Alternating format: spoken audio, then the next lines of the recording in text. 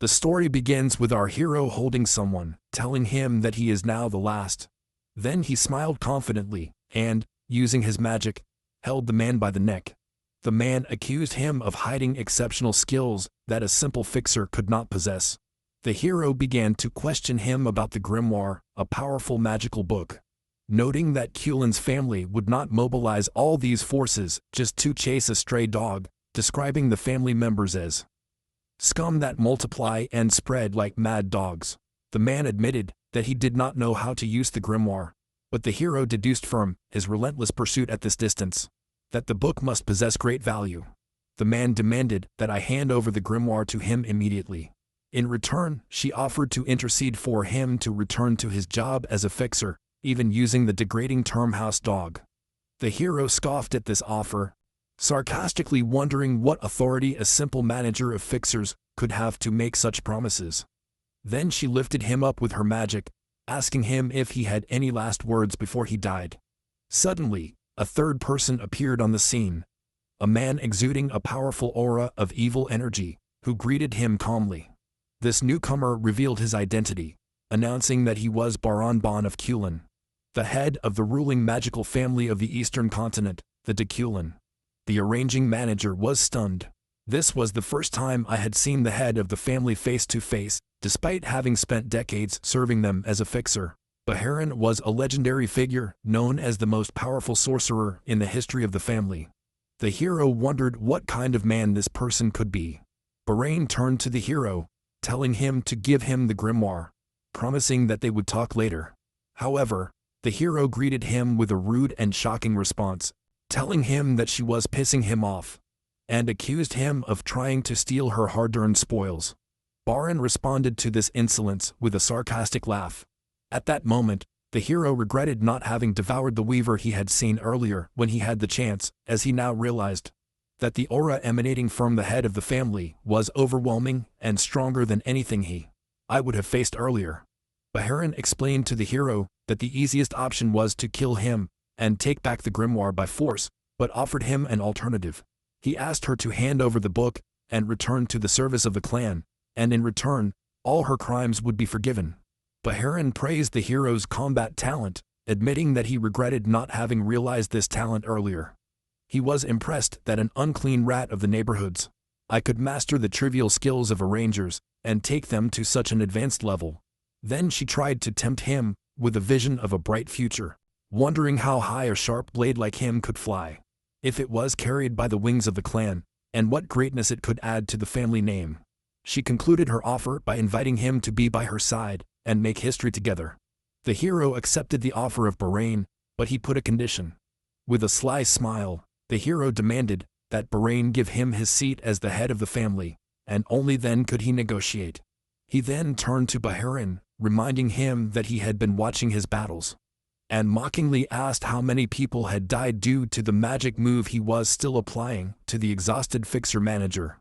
This challenge angered Baran, who warned the hero that this was the way he chose to play, and that this choice could lead to his death.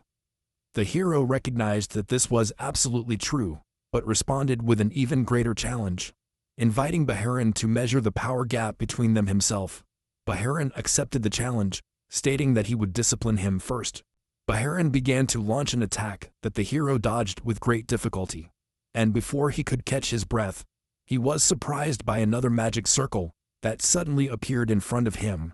Realizing that this was the true power of the head of Kulin's family, a power that left no exploitable opening, Baharan reminded the hero of his previous challenge, that some things don't need to be proven, like the vast chasm of power that separated him. Then he started launching another attack that caused a massive explosion.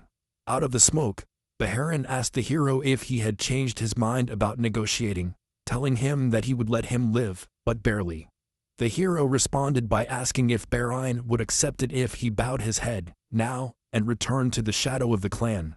But he quickly answered his own question with a defiant shout, "No way." The hero got up forcefully, with blood covering his face, declaring that he was tired of eating dog food. He unleashed an attack of blue lightning, shouting angrily, and asking who would be content to be a dog again. Since a fancy collar in a big house does not change the fact of the matter, Bahrain called him a fool and prepared to unleash an overwhelming power. The hero was stunned by the sight in front of him when a massive storm of purple lightning filled the sky. At that moment, he realized something. He finally understood why that day he had looked at the sky and had seen that wyvern soaring with absolute freedom. The reason for his gaze was his suffering and his deep desire to achieve that freedom. Despite the overwhelming attack, the hero managed to stand his ground. Bahrain looked at him admiringly, admitting that he thought the attack would kill him, and then asked if he felt the difference in his power now. Still standing, the hero recognized the disgusting power of Bahrain. Bahrain asked if he was ready to speak properly now, and asked him to finish the story that he couldn't finish before. The hero wondered if Bahrain wanted him to become an arranger again, but Bahrain corrected him, explaining that he did not mean the position of arranger. Bahrain revealed his true and surprising offer for the hero to become the head of one of the families affiliated with Kulin's family. The hero was shocked by this offer. He thought about how Kulin's family, whose authority rivaled that of the imperial power, was offering him the headship of one of their loyal families. The hero looked at the grimoire in his possession and asked Bahrain if this book was his goal from the very beginning. Bahrain replied that the hero was still underestimating himself, insisting that his desire was for the hero himself, and that the grimoire was secondary. Bahrain saw that the hero was starting to consider the offer, and promised that accepting it would erase all his past sins, and only glory with Kulin's family would await him. But unexpectedly, the hero began to pour his energy into the grimoire with the intention of destroying it. Bahrain asked him in shock what he was doing, to which the hero sarcastically replied that he could have it after he turned to ashes. Bahrain threatened the hero that he would never die peacefully, but the hero silenced him and told him to listen. The hero explained that fixers don't care about money, but he took this grimoire because it was priceless. He then revealed the dark secret behind it, wondering if Bahrain knew about the arrangers that were devoured by the young master of Kulin. Using forbidden magic from this book, that scoundrel had devoured the hero's comrades, and Kulin's family covered up the crime. Bahrain scornfully asked if this was all out of revenge, pointing out that the life of stray dogs is cheap. The hero replied that his motive was not only revenge. He wanted to fulfill the dreams of his comrades, and that required money. He also wanted to make sure he never lived in a kennel again after retirement. After listening to everything, the heron declared that he had heard the last words of the hero. He unleashed his final attack, the blue flame of Deculin, an eternal fire that never goes out, and told the hero to regret his choice. In the depths of this hell, as the flames consumed him, the hero rejected the idea of regret, shouting that death was better than being the dog again of Deculin, and he felt a freedom he hadn't felt in a long time. His last thoughts were that he regretted nothing, and that, if he were born again, he would take advantage of his freedom and achieve his true revenge. Then he was shocked by what happened. Everything froze as if time had stopped. The grimoire appeared and shone brightly. Then something strange happened. The hero found himself in another place, wondering how he had survived after being about to be burned to death. He felt that something was not right, and the place seemed familiar to him, as if he had returned to the past. Then he remembered that he was in the black and white zone, the place where he had struggled to survive daily before becoming a fixer. He realized the incredible truth. He had gone back in time. He wondered what the hell was going on. While he was in his younger body, he was sure that he had returned to the past, but he noticed that a certain mark was still on her body. Although he did not understand how he deduced that the grimoire had done something to cause this return, he remembered that the head of Kulin's family, coming to take the book himself, showed how important it was. The hero decided that this return to the past was a good thing. Well, in any case, he made sure that it was not a dream. The events seemed all too real, and the stench of sewage confirmed that he was alive. He felt optimistic that this was an opportunity to be very successful, but he wondered what it meant to be very successful. He recalled that he once had a dream that his comrades also shared, and it was the same reason that prompted him to retire. He began to remember a conversation he had with one of his classmates named Astor. In that memory, Astor told him that they were homeless people in the black and white area, without clothes, with food and education, and asked him which of these was the worst for him. The hero replied that the lack of food was the worst, but Astor corrected him. After a look of annoyance at the stupidity of the answer appeared on his face, he explained that not getting an education was the most painful thing. If they had been well trained and educated, they would not have fallen into the hands of the nobles who enslaved them. Astor revealed his dream after retirement, which was to build a library, a place where anyone, regardless of wealth, status or gender, could read books freely. As for the hero, his dream was to go even further. I wanted to build an imposing spire for no other particular reason that I love tall things. I was planning to fill this tower with all the books I could find. Most importantly, I would place Kulin's secret family manual at the entrance of the first floor so that everyone could get it, whether they were vagabonds from the black and white area, sons of nobles, or even the butchers of the market. Just imagining seeing those techniques that Kulin's family considered more precious than their lives, available to everyone, made him feel stale. He admitted that the problem was how to get those techniques, but decided to let his future self worry about that. Their ultimate goal was to spread the secrets of the cool as widely as possible, which would lead to its total collapse. Suddenly, the dreams were interrupted by a powerful kick in the face. An angry young man appeared and shouted at him for not staying where he was told, then began to kick him repeatedly. At first, the hero was shocked by this sudden attack, but he quickly gathered his experience as a fix who had fought countless battles. He managed to block one of the kicks, which surprised the attacker. The hero calmly told him that he had hit him 7 times. Then, with a sharp look, he declared that it was time to pay her 10 times more. The hero prepared for a counterattack as fear appeared on the attacker's face, and the loud sound of bones breaking was heard. The hero was surprised to find that it was his own hand that was broken, wondering how that had happened. The other guy started angrily scolding him for daring to hit someone older than him, calling him crazy. Although the hero managed to land a blow, the young man threw him to the ground and continued to hit him. While the hero's body ached, it was his heart that hurt the most. The hero took advantage of the opportunity and tripped the attacker, who lost his balance and fell into a sewage canal. The hero saw this as an opportunity to escape. The attacker got up, coughing, and asked the hero where he thought he was going, but the hero replied that he was not running away. In fact, what he was doing was a tactical retreat.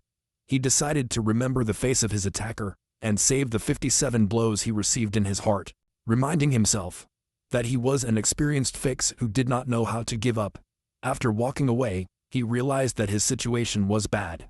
His wrist was twisted from just taking a hit, which made him feel sorry for the weakness of his current body.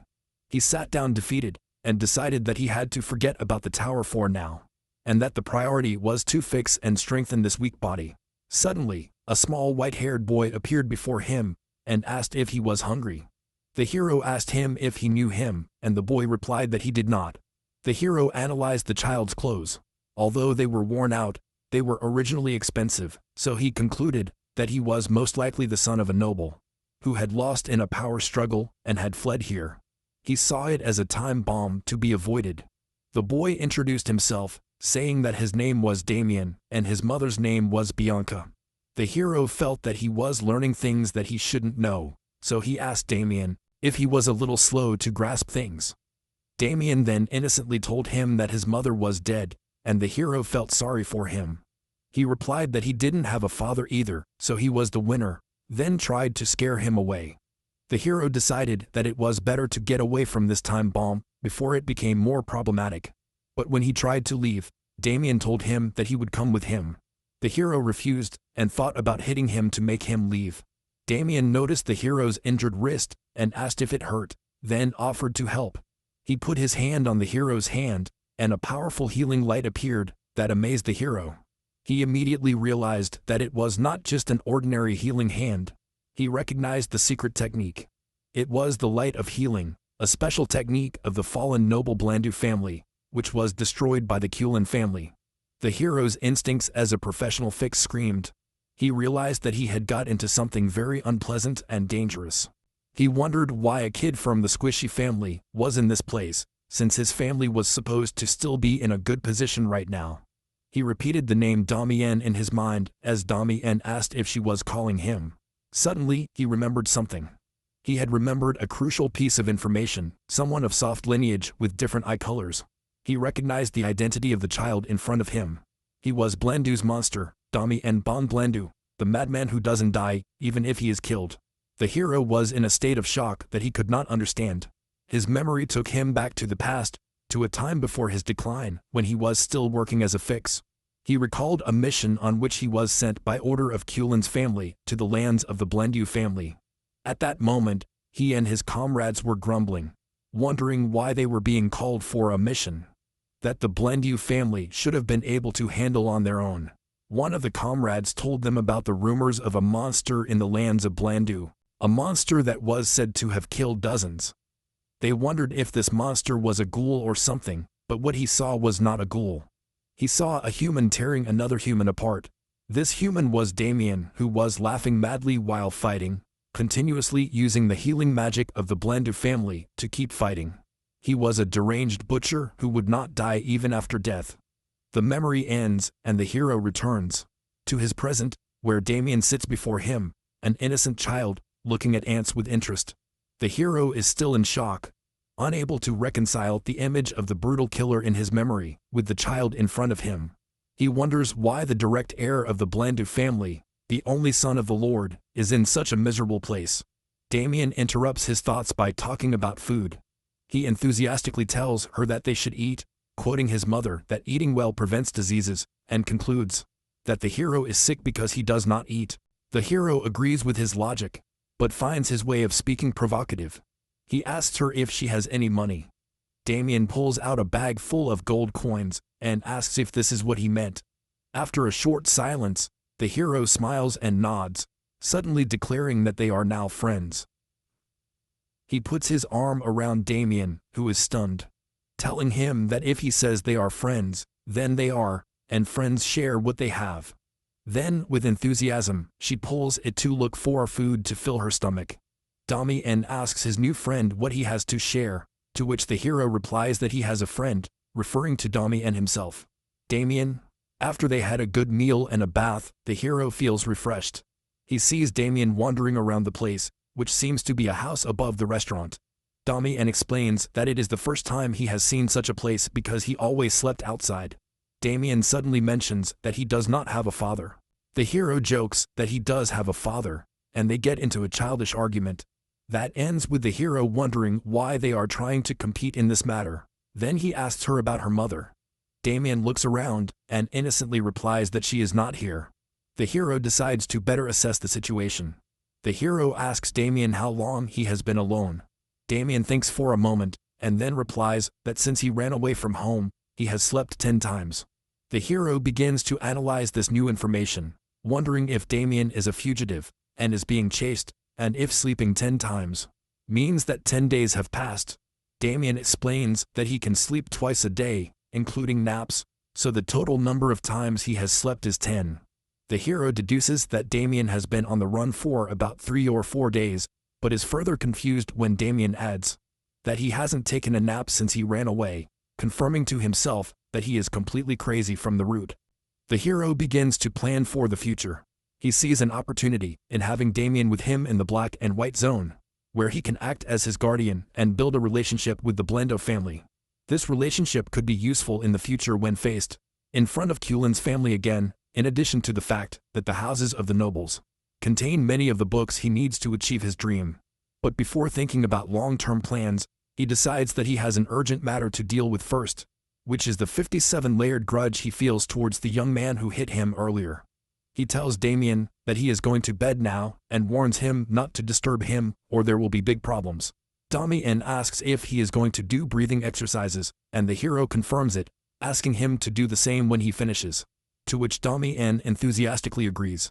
The hero begins his meditation, remembering his past life, where he relied on standardized magic formulas to arrangers who had clear boundaries. To overcome this, he had infiltrated many noble houses and stolen their techniques, almost dying more than once. He learned several secret arts such as strengthening the head body, night, the spiritual arts, summoning and alchemy. But remember that all these techniques were not enough against the catastrophic power. He faced from the head of the Kulin family just before his death. Therefore, this time, he decides to learn the fundamental art of Kulin's own family. The art of the heavenly source. It is the origin of all Kulin techniques, and capable of harmonizing with all kinds of mana, and fortunately, he had memorized it for research purposes in his past life. When he begins to activate the breathing technique, he feels an intense heat, like lava, flowing through life. It's from his body. He discovers the presence of impurities in his mana circuits, which surprises him. To get rid of them, he resorts to a mysterious and secret power, known as the mana shower. A technique used only by elite magicians from noble families to purify their direct lineage. After the process is over, he wakes up and wonders how much time has passed. More importantly, he discovers that his mana circuits are now clean, and his mana has been purified, perhaps to an even higher level of purity than in his past life. Despite this significant improvement, he realizes that defeating the Kulin still seems like an impossible task, even if he were born 100 times. However, his chances have improved, and he is a man who never gives up, even against almost impossible odds. The next day, Damien wakes up from his dream and discovers that his hair has turned brown, which surprises him. The hero had secretly changed the color of Damien's platinum blonde hair and his clothes so that the Blendu family would not recognize him.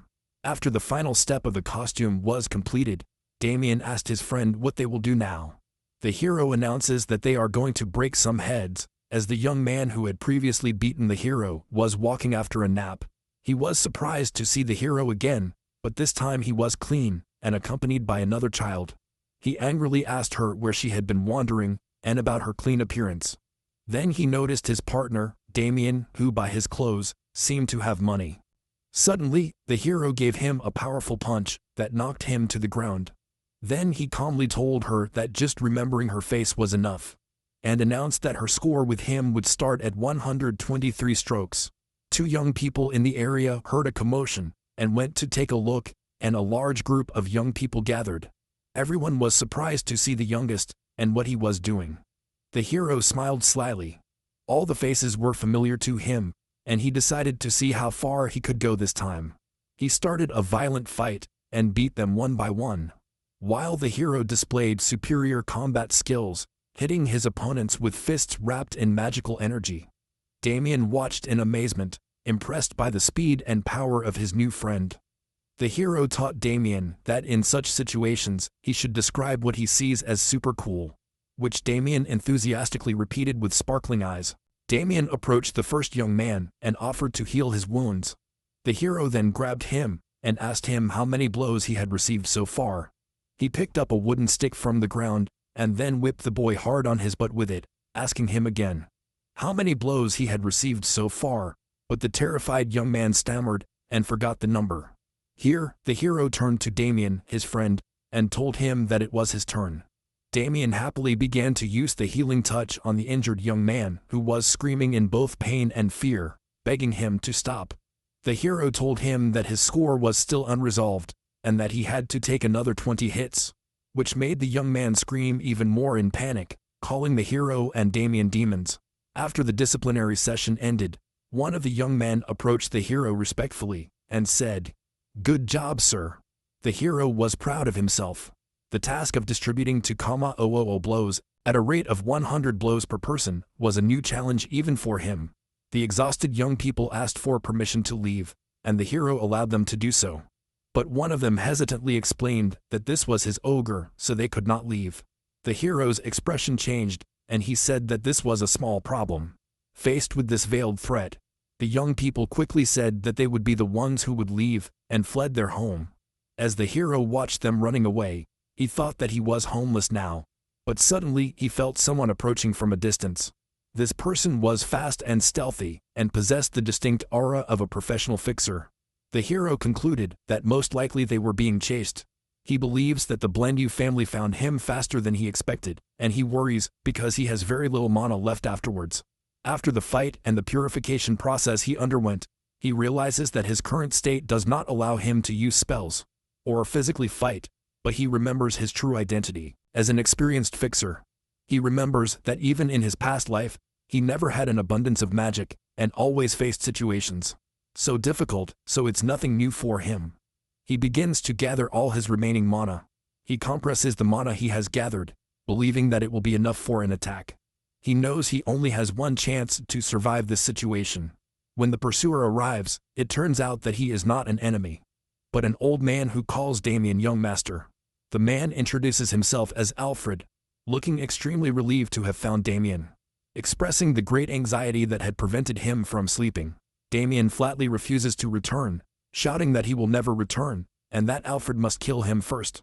While the butler tries to calm him down and persuade him to return, the hero realizes that Damien's escape from his family was nothing more than a little boy running away from home. Alfred, the Blandu family's butler, apologizes to the hero for the scene and formally introduces himself. The hero responds by introducing himself as Aster. Alfred notices that the young master Damien seems to like Aster very much and invites him to accompany them to the Blandu family home. The hero is suspicious of her intentions, as it is well known that noble families despise commoners. But he cannot understand her real motive for this invitation. He decides to accept the invitation, as it aligns with his original plan to form a relationship with the Blandu family, who control the entrance to the city of Asan, where the Senate Academy and its peerless library are located. Since his goal is to build a great library, he sees that visiting his library will be benefited. He accepts the invitation, considering it just a small detour on his way to achieving his dream. The hero turns to Damien and cheerfully suggests that they go and see if the Blandu family's food is good. They arrive at the majestic mansion of the Blandu family. The hero considers this his first official visit to the Blandu mansion. Alfred tells them that it's late and that they should rest, then hands them over to a maid named Lacey. When Lacey tries to take Damien away, the boy panics because of her piercing gaze and starts screaming and apologizing to her. In another part of the mansion, the sound of a door opening is heard. Someone, apparently the master of the mansion, asks Alfred where Damien is. The butler replies that he was found in the 7th black and white area, and that he is on his way back. She turns out to be a lady, and unleashes a magical attack of rage that causes an explosion. He frantically asks if Damien is okay, and threatens terrible consequences if something has happened to him. Alfred calmly asks her to calm down and listen to his report. After hearing the report, the lady feels a great relief. Alfred comments to himself that this is lucky for the lady, and lucky for anyone there might be. Damage the young master. Remember that this lady was once known by the title of Blood Witch. He thinks that, given his fierce nature, especially when it comes to his son, it is fortunate that the situation ended this way. The lady thanks you for your hard work. Alfred tells him that he was just doing his duty, but adds that there is something unusual about the matter, which arouses his curiosity. Alfred talks about the new friend Damien has made. His name is Aster. He tells the lady that Aster had sensed his presence and prepared countermeasures even before he appeared before him. He adds that when they met, Aster was holding a mana bullet, a form of compressed magic ready for an attack. The lady is impressed by this, describing Aster's talent as remarkable for a guy from the black and white area. Based on this talent, Alfred asked the lady to grant him a favor. In a later scene, Alfred introduces himself to the hero and makes him a surprising offer to become his successor. Alfred seems confident that the hero will not refuse. He explains to him that such an opportunity for a black and white zone rat means to get wealth and honor, but the hero rudely replies that it is not. He's interested. This surprises Alfred, who asks if he has heard him correctly. Damien interrupts the scene by asking the meaning of the word his friend muttered. The hero politely refuses the offer, expressing his deep gratitude for being considered as the butler's successor, but prefers that things remain as they are now. Alfred interprets this rejection as arrogance, believing that the hero, being a talented orphan who mastered magic on his own, sees himself as a great person. Then he begins to lecture the hero, telling him that he understands because he was also born into a ordinary family, and was arrogant in his youth before he realized that the world was vast. Annoyance shows on the hero's face as he thinks about how trivial this talk is. But Alfred continues his lecture by explaining that the hero might think he can do anything and conquer the world, but the things, they don't work that way. The hero tries to suppress his anger while Alfred compares him to the elves of the valleys, creatures that grow up in a protected environment and are unaware of the real dangers of the world. The hero replies in his mind that if he were a goblin, he would probably be a wyvern now, indicating that he is far from naive or weak. Alfred becomes more intense, declaring that since the hero does not know anything, he will personally teach him how vast and terrifying the world is. Alfred opens the doors to a large hall where many young trainee butlers are lined up to greet him. Alfred asks the hero for his opinion, pointing out that these young people are talents of the Blandu family of their age, and that he can surely feel their abilities. The hero watches them in silence and admits to himself that Blandu's talents are really impressive. He points out that it is difficult to believe that they are just teenagers with this level of refinement, while his aura fills the whole place. But he looks into her eyes and thinks sarcastically, "There were goblins here, which means they are nothing compared to what he has faced." Alfred asks again if she will accept his offer, promising her that she can shine like these children, and even more. The hero simply replies that he does not like to shine, which provokes Alfred. One of the apprentices named Winster steps forward and goes to the head butler. Winster tells Alfred with a sarcastic smile that if this guy had really felt something, he would have never refused his offer. And since he refused, it means that he has not yet realized the true value of the position or the talent present in the hall.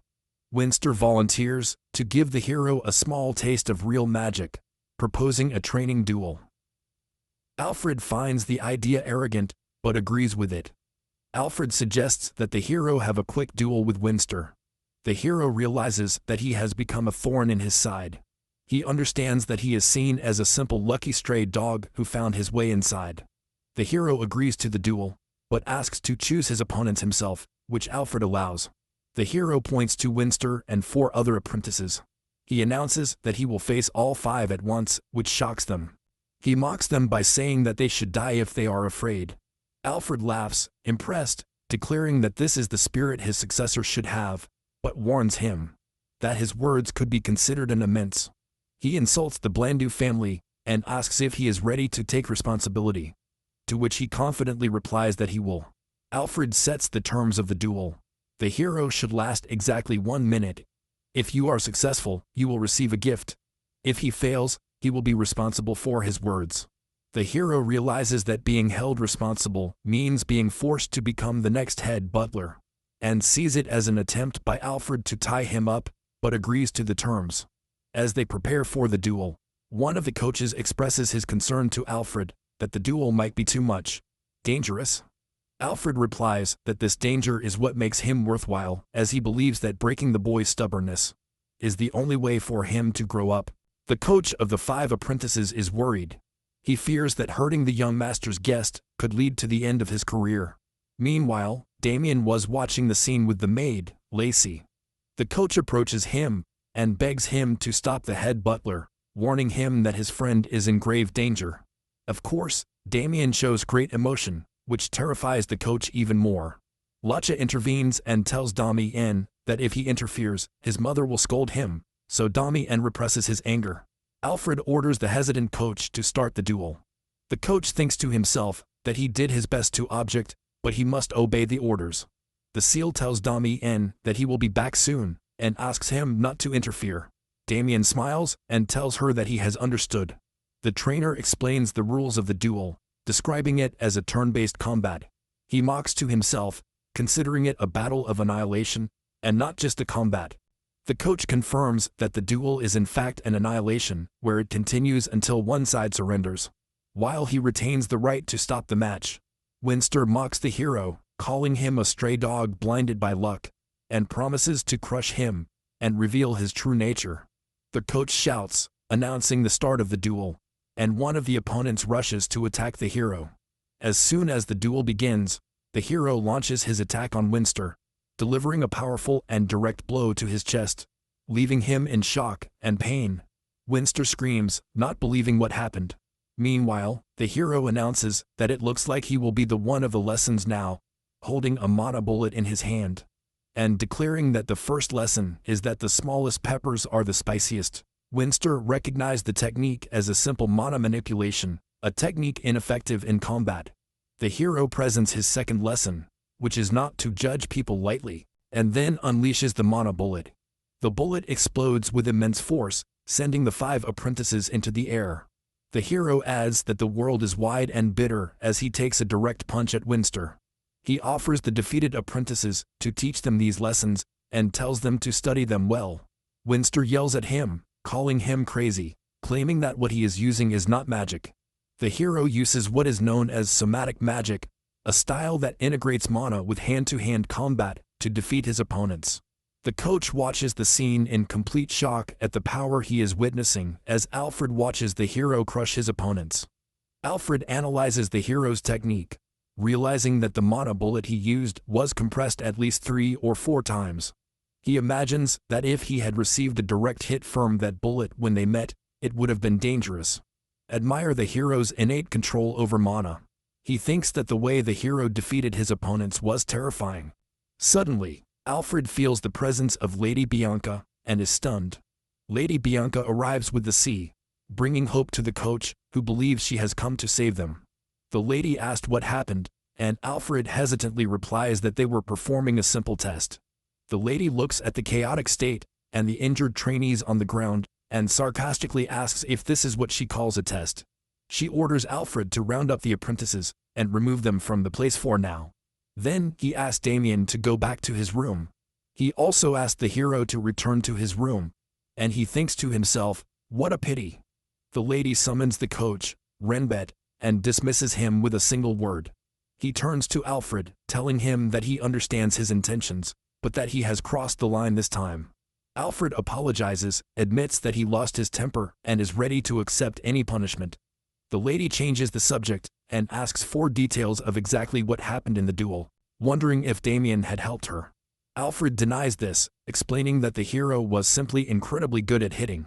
Alfred apologizes for his distraction and clarifies that the mana bullet he mentioned earlier was used again by the hero in this duel, but this time, I had compressed it 3 or 4 more times. The lady deduces that this means that the hero's control over mana is excellent and admits that she was very surprised, although she did not show it. She wonders in amazement if she had defeated 5 apprentices with a single mana bullet, and Alfred confirms that he defeated them alone, noting that even highly trained wizards find it difficult to manipulate raw mana instead of using spells. Lady Bianca asks Alfred about the offer she made to the boy, and he tells her that he turned it down. Absolutely. This rejection piques the lady's interest, and she decides that she needs to reevaluate Astor, ordering him to be brought before her. The hero is summoned to meet with Lady Bianca, who welcomes him and invites him to sit down, while Damien sits next to him with his mouth full of food. The hero confirms that he heard that she had summoned him, and the lady agrees, but tells him that there is another matter first. She presents him with a box explaining that she heard that Alfred had promised her a gift. The hero recalls Alfred's promise of a gift if it lasted a minute, but he did not expect the lady herself to prepare it so fast. She asked him to open the box. The hero discovers that inside the box there is a high-quality elixir, a precious item that is not even given in the Blandio family, except to recruits accepted into the top 5 magic squads. The hero suspects knowing that such valuable gifts always come with hidden conditions. Lady Bianca reassures him, explaining that the elixir is a reward for helping Damien in the black and white zone, and is also an apology for the duel incident. The hero asks her directly if drinking this elixir will force him to join the Blandu family, which she denies. Absolutely. He then asks her if he is poisoned, and she assures him that he is not. He asks for a final confirmation that there are absolutely no conditions, and the lady confirms it, telling him to take it without worries. The hero thanks him and accepts the gift. The hero considers the elixir as a windfall, but the lady tells him that she has another proposal for him. And he thinks to himself, he knew it. The lady offers him a scholarship to attend the academy with Damien. She explains that Damien was supposed to start his studies last year, but he strongly objected, which led them to postpone. Put it, and he never imagined that he would run away from home to avoid going to the academy. The lady explains that she is asking for his help because Damien admires him, which Damien happily confirms, saying that he would be happy to go if his friend was with him. The hero realizes that Lady Bianca is in a bind. Forcing Damiana to go might push him to escape again, but she has no other way to change his mind. The hero sees this offer as a good opportunity. Attending the academy is great, and school connections are very valuable in a world that depends on family and regional ties. Although the offer is very good, he feels that he is being lured into the Blandu family's affairs. He tells her that he will think about it for now, and she agrees and asks him to inform her of his decision. Before leaving, she asked him why he turned down Alfred's offer to become his successor. The hero replies with a mysterious smile, "My knees are too valuable for me," leaving the lady perplexed. In another place, when Alfred hears this answer, he is surprised and amazed by the boy's audacity. After obtaining the elixir, Astor sat and contemplated while absorbing its energy. Surprised by the immense increase in her mana, despite having absorbed only 10% of the elixir, he wondered if the reason for this effective absorption was the change that had occurred in her physical structure, turning her into the fire mark. He pointed out that the absorption process was perfect, unlike the usual process of absorbing an elixir. There was no loss of energy or persistent impurities, which made its effect stronger than I had anticipated. His thoughts then turned to the offer he had received to join the academy. After a deep reflection, he felt that his decision had already been made.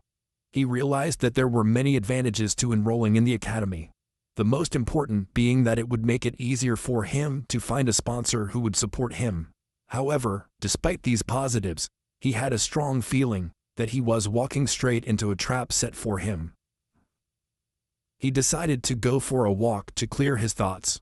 When he was about to leave, he was stopped by a platinum-haired young man who was waiting for him, and asked him directly if he was the person named Astor. Astor observed the young man's features and deduced from his platinum hair, which only Damien had in the direct family line, that the young man must be a relative of a side branch. Astor was upset by the amount of problems in this house and flatly denied having any connection with that name, which surprised the young man. The young man continued with his sarcastic comments, commenting on the dark, dull gray hair of Astor and his uncomfortable look, then mockingly added that all these features looked like him perfectly, which angered Astor. Astor calmly replied that the hair color can vary a lot depending on the lighting. Then he put on a feigned expression of innocence and asked the young man how these eyes could be uncomfortable in any way. The young man was surprised by her reaction. He backed away, admitting that Astor's eyes did seem kind, and apologized for the misunderstanding, before turning around to leave. At that moment, Alfred, the chief butler, ran to Astor and grabbed him, begging him to forgive the misunderstanding, and telling him that he had not been able to sleep all night because he had not been able to talk to him and clarify the matter. Alfred was thinking to himself resentfully that he shouldn't have to kneel like that just because he was the head butler, and that it was all just a misunderstanding. The platinum-haired youth turned around again, having realized the truth, and shouted that he was right all along, and that the dead goblin-like look in Astor's eyes was not common. Astor calmly confirmed his identity. The young man became enraged, pointing his finger at him and accusing him of lying and acting so insolently. The young man muttered a threat to kill him, but a sharp, silent glance from Alfred was enough to silence him. The young man withdrew his threat and told Astor that he would ignore it for now. However, he demanded that Astor go to the magic hall later so that he could correct his bad behavior, to which Astor agreed with indifference. After the young man left muttering threats, Alfred asked Astor if anything was wrong. Astor replied with a smile that there was nothing to worry about, thinking to himself that this situation came at the perfect time because he was not in a good mood anyway. Then Astor turned to Alfred and called him by his official title, Chief Steward, and asked if he could see the lady of the palace now. Lady Bianca received Astor in her office, noting that he had requested a meeting very early in the morning, and was wondering if she had already finished considering his offer. With a confident smile, Astor confirmed his decision and informed him that he would enroll in the academy. Lady Bianca expressed her surprise at how quickly she had made her decision, but she was glad, telling her that they should start preparations as soon as possible. She told him to make himself comfortable in the meantime, and Astor thanked her for her hospitality and left the office. After Astor left, Alfred came into the office. Lady Bianca asked about the boy and happily informed the head butler that Astor had fortunately accepted the offer. Alfred could not hide his enthusiasm. exclaiming that this was to be expected from a boy with such passion, and that flame burning in his eyes. Alfred enthusiastically continued to explain his plan to Lady Bianca, stating that the first semester would be fine, as the family would cover his expenses, but he wondered how he managed. I would regulate Astor in the next semester. Alfred assumed that it would be difficult for a homeless man from the gray area to pay such high tuition fees, and predicted that Astor would become very anxious because he wanted to continue his studies. At that crucial moment, a helping hand would appear, which would be none other than personal sponsorship from Alfred. Lady Bianca interrupted him, calmly telling him that he was making too much noise. Alfred immediately apologized for his outburst and excused himself to go to the kitchen, since it was getting close to lunchtime. After he had gone, Lady Bianca reflected on the matter. She understood Alfred's overwhelming happiness. After his offer to Astor had been repeatedly rejected, he had finally found an opportunity. However, she saw this proposal from the Academy as a naive plan. He realized that the reason for Alfred's great confidence in the success of his plan was that he himself had been lured by the former chief steward, using a similar method, and he felt sorry for him, calling him a poor soul in his thoughts. Meanwhile, Astor was walking on his way to the Hall of Magic, the place where that side branch boy was, as he called it in his mind. When he arrived, he was greeted by a person wearing a hooded robe and carrying a candle, who asked him why he had come. Astor hesitated for a moment, realizing that he did not know the name of the young man he had come to meet. But the hooded figure seemed to have been waiting for him, welcomed him, and asked him to follow him. The hooded man led him to a door and told him that he could enter here. Before leaving, he gave her a cryptic warning, advising her to watch her head after opening the door. Astor opened the door and immediately understood the meaning of the warning, as he found himself in front of a flurry of papers flying. After the paper raised dust on his face, Astor found himself in front of a platinum-haired young man who shook his hand and greeted him. The young man introduced himself as White Soap and asked Astor if he had come to see his younger brother. Astor realized with amazement that the rude boy he had confronted earlier had called his older brother for help. At that moment, Astor's memory went back to his time as Fix, when he had infiltrated numerous magic academies, and he took away an important observation about the characteristics of the research magicians whom he called the pushers of pen. The first feature that distinguished them was their thin hair. He was pulled so much for thinking too much that he stopped growing. Astor had divided this phenomenon into stages. In the first stage, they would try to deny their baldness by wearing their robes with the hood on. In the second stage, they would accept reality and reveal their thinning hair. In the third stage, they would shave their heads completely. And at the fourth and final stage, they would reach a point of desperation and start looking for magic that could achieve the impossible. Hair growth, something that no one had achieved until now. But Eng was different. He began by offering a formal apology for his younger brother's behavior, explaining that he had gone too far, and that he never imagined that he would act so rudely with a guest of the young head of the family. While Eng was talking, Astor noticed that her hair was thick and that she was still young, which made him an exception to the rule he had formed in his mind. While serving Astor asked him if he worked at a magic academy, and Eng revealed that he held the position of assistant director at one of them. This impressed Astor, who thought that such a prestigious family as the Whites did not name. I would match someone for such a position, based solely on lineage, which means that Eng must possess exceptional skills. Eng commented that Astor was a unique individual, different from the usual vagabonds in the black and white area. Astor laughed in agreement, but he felt uneasy inside. He thought that the task would have been much easier if Eng had greeted him with hostility, but instead he was smiling kindly. Astor felt a negative human chemistry between them, which means they were two types of people who could never get along. Afterwards, Eng congratulated Astor on his invitation to enroll in the Senian Academy. Astor thanked him, as Eng continued to describe it as a great opportunity, and mentioning that he was a Class 145 graduate himself. Astor wondered if Eng was suddenly trying to build a school scholarship with the. He immediately apologized, saying that he got a little excited when he heard the news of his enrollment, and said something unnecessary. Then suggested that they get to the main point. Astor wondered what this main point was. Eng told him that there was one thing he wanted to confirm first, and then asked him a question. Direct and shocking question. Would you be willing to risk your life for a friend? Eng explained that the entire fate of the Blanco family was at stake. Then he offered him a brilliant book, promising that if he was willing to risk his life, he would give him this book. Astor was completely surprised. He recognized the book immediately.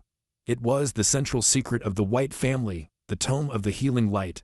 Meanwhile, in the palace garden full of yellow flowers, Lady Bianca was taking care of the flowers. Breathing a sigh of relief, she was relieved that the problem of Damien's registration at the academy, which had been a big headache for her, it would have been solved without any problems.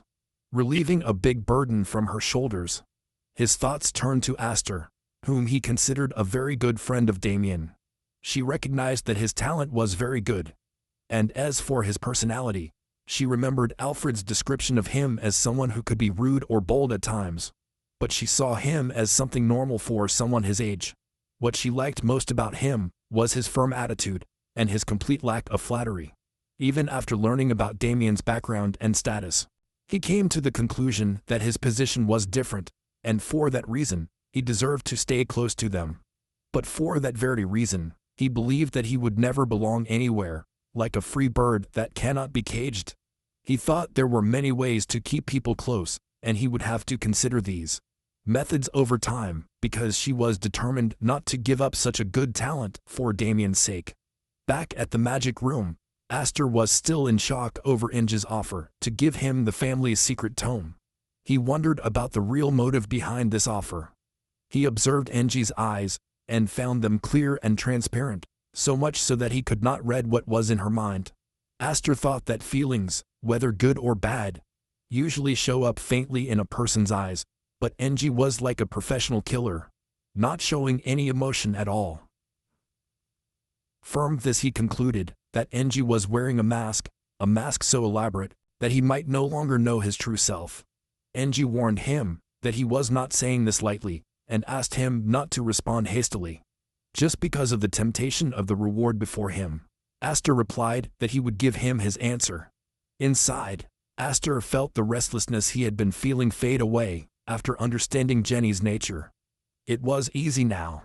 He realized that they both came from the same murky waters, so there was no need to feel uncomfortable. Astor told Jenny that if she had anything to ask, he would listen, explaining that if he thought he could do it, he would. And if I couldn't, I wouldn't. Eng got angry by his words, and asked if he would listen even if his life was in danger just by listening to him, threatening that he might kill him if he listened and then refused.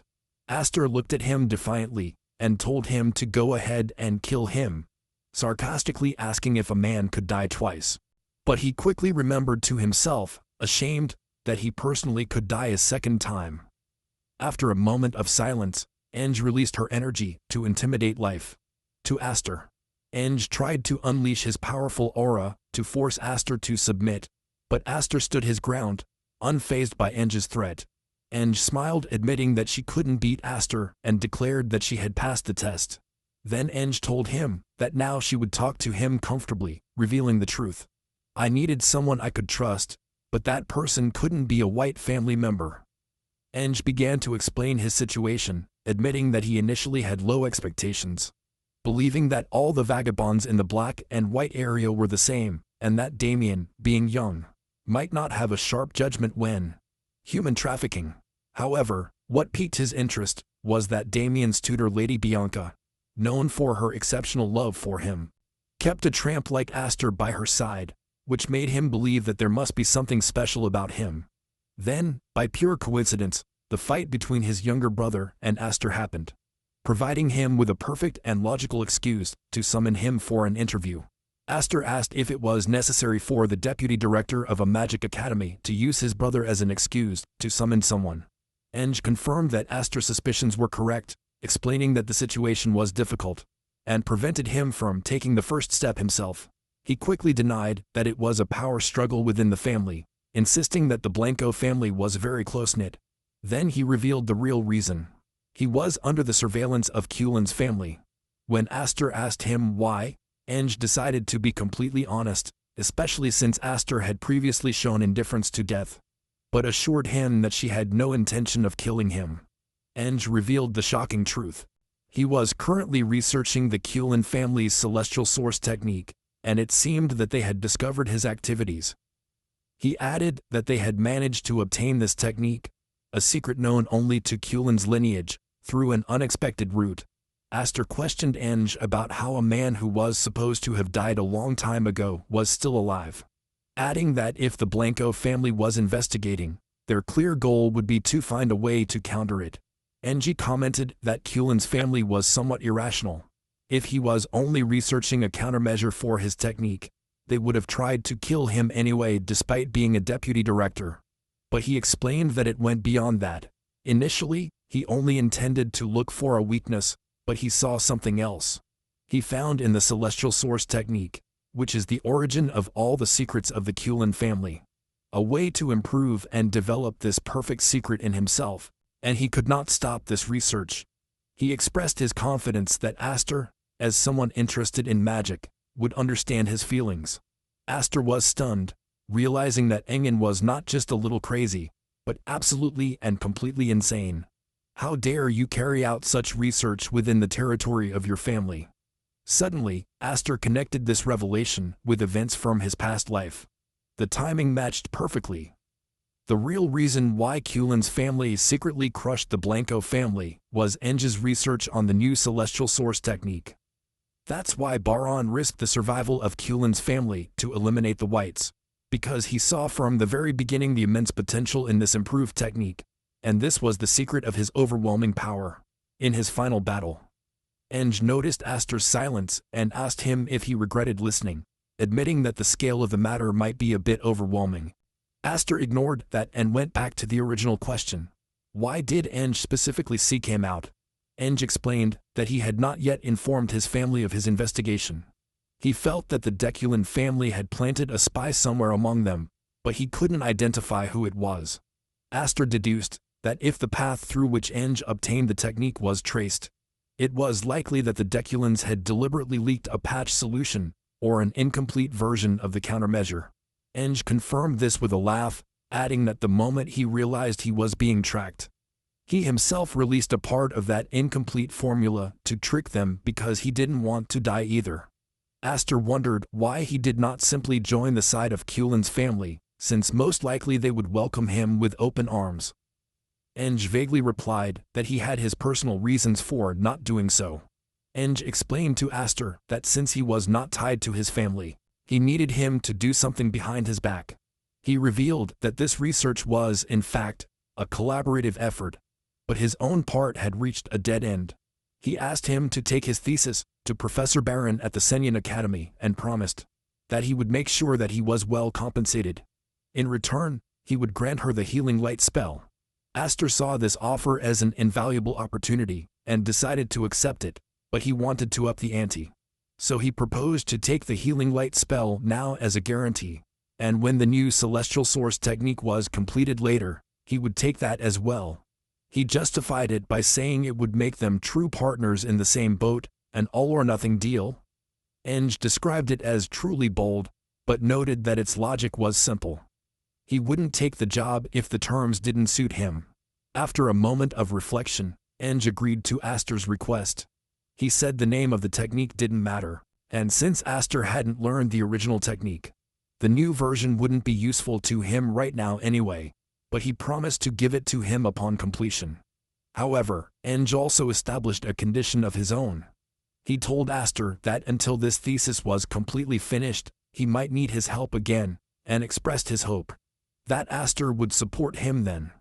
Since they were in the same boat, it wasn't a big ask. Astor agreed immediately, confirming that he would help as long as it was about the thesis. While taking the papers, he jokingly added that he could not read. After Eng froze for a moment, Astor admitted that he was joking, which caused Eng to mutter annoyingly that Astor was rude and boring.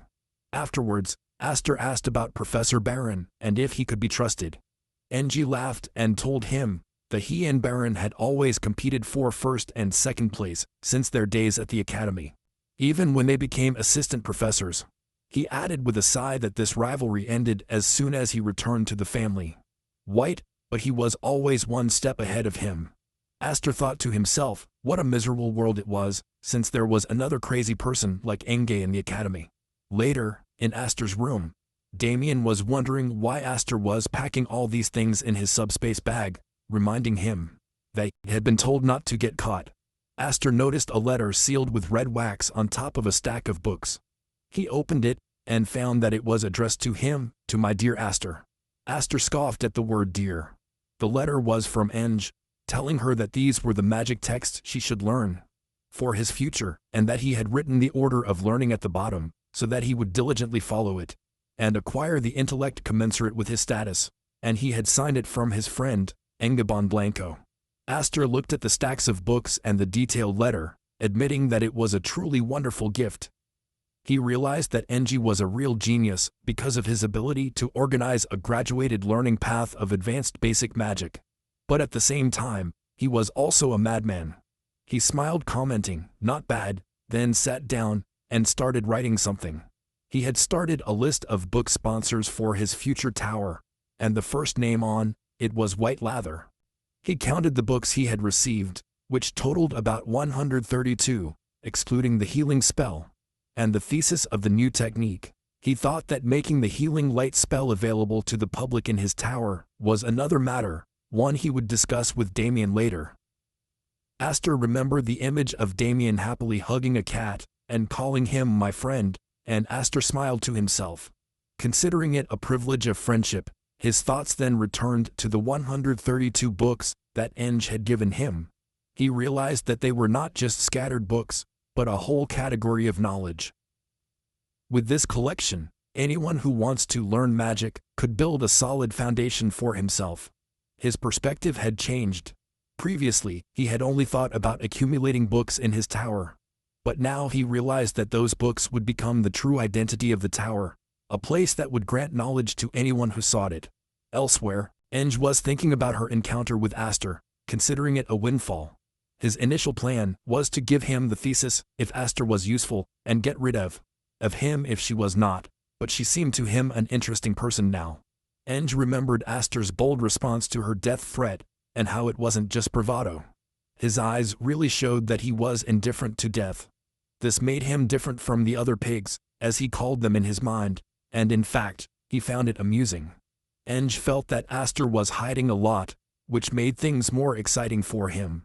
He had finally found someone who was in the same place, and looking in the same direction, and what's more, who wanted his results. A new feeling that he had never experienced before. He wondered for a moment if Astor really couldn't read, but quickly dismissed the idea as impossible. When it was time to leave for the academy, the maid informed Astor that he would have to fill out some simple forms upon arrival, adding that both young Master Damien and Astor were strangers, exempt from entrance exams. He informed them that they would now be official students of the academy. The lady commented that the new uniform suited Astor well. He thanked her, and then they left. Astor thought that prestigious families always get special admission, and that this deal was not bad for him either. In the carriage, Damien and Lady Bianca were waiting for them. Damien excitedly called Astor and urged him to hurry up. Before he left, Lady Bianca talked to Astor, asking him to take care of himself and expressing her hope that he would achieve what he wanted because this was a great opportunity. Astor thanked him and smiled. As the carriage drove on, Astor repeated Lady Bianca's words in his mind, "What I want." He resolved to himself that, of course, he would get it. He thought about Xingyan, the largest academy in the eastern continent, where countless sponsors were waiting for him, and he intended to acquire them all. With a confident smile, he looked towards his new destination thinking, "Just wait, colleagues. Here I come." During his journey in the carriage, Astor immersed himself in reading the books that Enge had given him, and he really realized that Enge was an extraordinary magical researcher. He thought that the basic principles of magic are simple, but his interpretations can vary infinitely. He took water as an example. For some, it is the water of life, and for others, it is a catastrophic flood. It was just a matter of perspective. He realized that each large family had developed its unique path in magic based on its own point of view of the same principle. After finishing all the magic texts in his bag, Aster came to an important conclusion. He discovered that the curriculum prepared by Enji was directly related to the heavenly principles of Kulin's family. His thoughts were interrupted by Damien's enthusiastic voice, calling him my friend and telling him to look, announcing that they had finally arrived. Aster looked out the window to see the imposing Senian Academy building in front of him. The lady companion told them that the carriage ride ended here. She explained that following the teachings of the wise first principle, all students on their registration day must enter the academy on foot regardless of their status. He wished them luck at the ceremony and hoped they would gain great wisdom. Then he said goodbye to them. As soon as they started walking, Damien grabbed Aster's arm, urging him to hurry up. He worriedly told her that Lancy, the lady escort, said that if they arrived late to the entrance ceremony, they might not find available seats. Aster found this strange and considered it silly, since an entrance ceremony is not a village theater based on the order of arrival. But then he noticed that Lance, and probably said that as bait to prevent Damien from relaxing, so he decided to let it go this time. When they entered the Great Hall, they found him already full of students. Damien expressed his admiration for the large number of people and said that Lancy was right, and if they had arrived later, they would not have found seats. Aster denied this in his mind as he pulled out a small piece of paper to see his assigned seat numbers, Class M3, seats 11 and 12.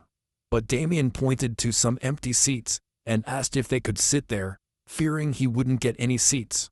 But Aster told him to wait a little. Then Aster wondered in surprise, is this the same person who didn't even want to come to the academy? And why is he so excited now? As Damien was on his way to sit down, he accidentally bumped into another long-haired, gray student who seemed extremely upset. The big man asked Damien angrily, "What's wrong?" Aster rushed over to help Damien up and asked if he was okay. Damien cheerfully replied from the ground that he was perfectly fine and that he was not hurt. He then apologized to the student he had bumped into, saying he wasn't looking where he was going properly. As Aster and Damien were about to leave, the gray-haired student stopped them with a high-pitched voice. He turned around angrily and asked Damien what had gotten on his clothes. "Saliva," Aster replied calmly. From the man's aura, Aster deduced that he must be from a noble family, and he thought that in such a situation, Damien would take the initiative to apologize and try to clean the man's clothes himself. In fact, Damien began to clean the man's clothes, apologizing and excitedly shouting that he would clean them and make them shine brighter than before, which only angered the man more. Aster realized that a fight was inevitable now. The man lost his temper and punched Damien, who yelled at him to get out of his sight, "Fool." But before he could do anything else, Aster stepped in and grabbed his fist tightly. Aster told his classmate that he thought he was making a mistake and suggested he stop right there. The noble student angrily asked him who he was. Aster defended Damien and clearly announced that he was his friend. The student sarcastically commented that he saw a loyal friend in him, noting that few would get a beating for a friend, but warned him that he would regret his choice this day. Aster sighed, thinking that his plan to make friends with his classmates on the first day he had failed. He cracked his knuckles and decided to forget about friendship for now. It seemed that his opponent preferred to solve things with his fists rather than with words. The commotion attracted the attention of other students who gathered around, wondering what was going on. Someone recognized the older young man and said that he seemed to be from the Dalambi family lineage, but they did not recognize the others. The viewers started to wonder who would win, and most favored Dalambi, as they had heard that a new student in his family this year was supposed to be amazing.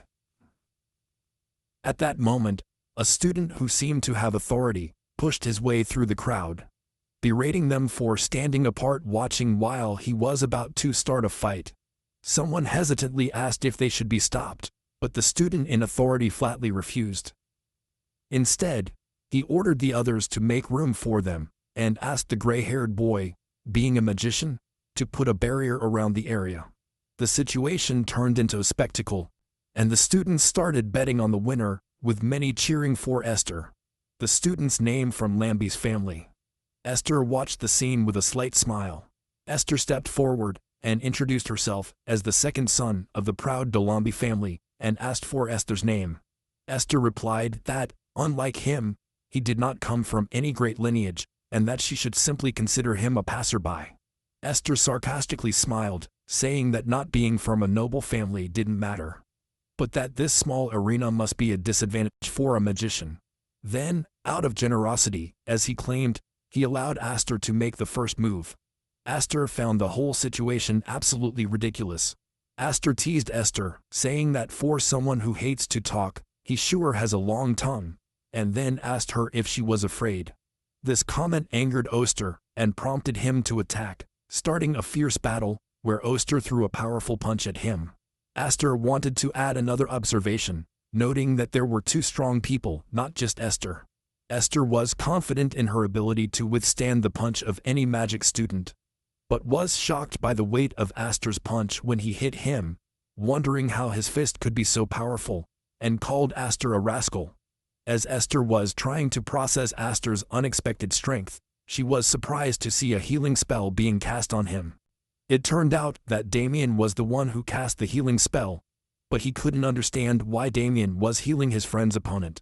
Esther muttered that the noble families were really on another level. He took advantage of Oster's distraction and landed another punch on him, scolding him for letting his concentration drift. Oster found himself in a surreal situation. One person was hitting him hard, and the other was healing him at the same time, while Damien was laughing hysterically while casting his spells. Hector felt his heart beating violently. He called them crazy in his mind, and wished to lose consciousness to end this nightmare. He asked himself, "Am I afraid?" The crowd started shouting at Hector, asking him what he was doing, and telling him not to back down. They encouraged him, reminding him that he was the pride of the Dolambi family, the star of the Eastern continent, and the hope of all martial artists. They demanded that he finish it quickly, and not prolong the fight. At these insults, Oster exploded with rage, screaming as a simple magician dared to belittle him with so much contempt, and threw one punch at Storr, but the other dodged him. He gathered all his energy, and unleashed his strongest attack, launching an assault that caused a deafening explosion.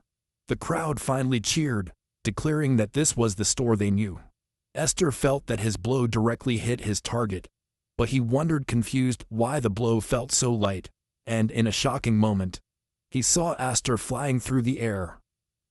Esther deftly landed on the ground, then slowly got up, shaking his clothes. Esther let out a furious cry of frustration. Esther calmly watched him as he pounced on him again, thinking about the situation. He had noticed that Damien was still healing Stir and realized that, in order to finish this fight, he would need a single knockout blow to knock him unconscious. Esther decided to use a special technique that he had developed with his comrades in his past life. This technique is based on extracting energy from the collision of mana particles. It is neither a martial art nor magic in the traditional sense, but a pure technique born from the very properties of mana. He called this style the collision style. Esther unleashed his attack, which created a powerful flash of blue light. The spectators were shocked by the intensity of the scene, wondering in amazement what they were seeing. The thick dust of the attack obscured the outcome of the battle. The spectators were eagerly waiting for the final result. Esther raised his hands declaring his victory, and then shouted, "Viva!" Esther asked the spectators to raise their voices more, and their response came in successive cheers, excited reactions, and a roar that filled the place, expressing their amazement at this violent and exciting fight. Those who had bet on Esther celebrated their unexpected victory. Damien ran towards Esther excitedly shouting, "We made it," to which Esther calmly replied, "Yes." Esther looked at the jubilant crowd and thought they should stop acting so naively. Meanwhile, a nobleman and his companion were observing the scene with disgust, describing that a magic student who fought in such a way was extremely vulgar. Suddenly, an angry man who appeared to be an academy official pushed his way through the students, shouting and demanding that they stay away. He asked with intense anger who had dared to start a fight on the first day of the entrance ceremony. And threatened to drag everyone away if they didn't move immediately. Astor thought he had caused a big scene, but he wasn't worried. After all, he was a fix with many ways to escape, and everyone had had fun. But before he could do anything, Damien took a step forward, and pulling Astor with him, and shouted loudly that the others were not to blame, but they. He pointed to himself and Astor to get the attention of the official. The angry official turned to them as Hector lay unconscious on the floor in the background, and Damien confirmed again, "Yes, sir. It was us."